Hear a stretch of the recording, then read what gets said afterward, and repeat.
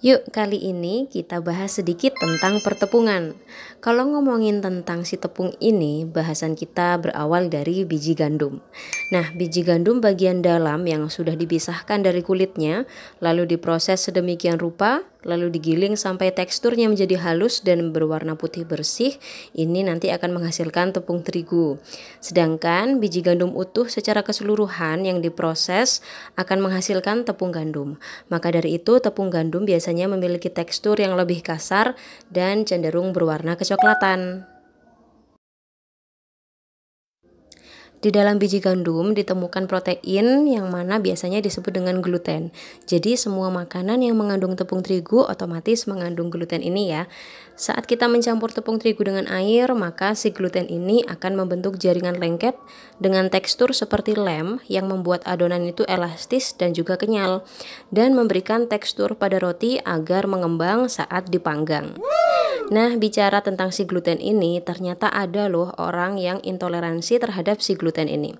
Jika mengkonsumsinya, akan muncul reaksi alergi, bahkan sampai bisa timbul iritasi di usus atau organ pencernaan lainnya. Kita mengenal 3 jenis tepung terigu, yang mana sekarang kita pakai contoh dari produknya PT Bogasari aja ya, yang udah jadi top of mind dari para ibu-ibu di Indonesia. Yaitu ada 3 jenis, ada tepung protein rendah, protein sedang, dan juga protein tinggi. Untuk protein rendah, itu kandungan proteinnya adalah 8-11%. Biasanya dipakai untuk makanan yang tidak mengutamakan volume dan juga kekenyalan, misalnya kayak kue kering, gorengan, kerupuk, bahkan pancake atau mungkin chiffon cake dan sejenisnya, itu biasanya pakai tepung protein rendah. Nah, kalau dari PT Bogasari ada kunci biru. Nah, lanjut ke protein sedang, tepung terigu protein sedang. Protein yang dikandung di dalamnya adalah sekitar 11-12,5%. Disebut juga sebagai tepung serbaguna ya. Dan juga biasanya tepung-tepung yang dijual curah di toko-toko yang tanpa merek pun itu biasanya pakai tepung jenis ini ya. Kalau dari PT Bogasari ada segitiga biru.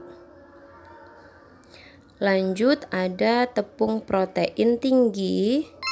Kalau dari PT Bogasari ini namanya cakra kembar ya. Ini proteinnya antara 13-14%. Nah, ini digunakan biasanya untuk roti, untuk donat, untuk mie kering atau basah. Karena gluten yang tinggi ini, tepung protein tinggi ini nggak bisa disimpan lama-lama setelah dibuka ya. Karena akan mudah basi dan berjamur. Jadi si gluten ini tuh mudah berubah menjadi asam. Segitu dulu ya teman-teman untuk sharing masalah pertepungan hari ini. Semoga bisa ambil sedikit manfaat dari video ini. Dan sampai jumpa di konten selanjutnya. Wassalamualaikum warahmatullahi wabarakatuh.